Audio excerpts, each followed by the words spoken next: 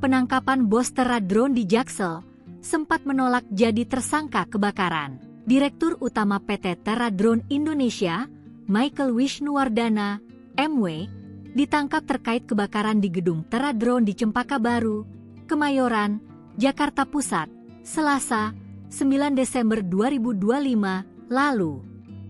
Kebakaran gedung Terra Drone tersebut menewaskan 22 orang. Gedung itu diketahui berfungsi sebagai tempat servis drone sekaligus kantor.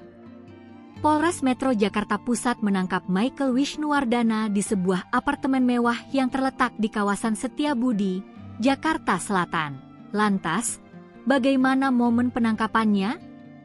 Dalam video yang beredar, MW terlihat sempat menolak ketika aparat kepolisian hendak menjemputnya. Sejumlah anggota kepolisian terlihat mendatangi kamar apartemen MW.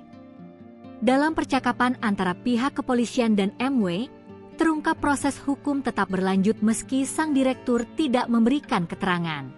Pihak kepolisian juga mengeluarkan surat perintah penggeledahan dan penyitaan terhadap barang-barang yang berhubungan dengan kasus ini, seperti laptop dan perangkat komunikasi yang diyakini dapat mendukung proses penyidikan lebih lanjut.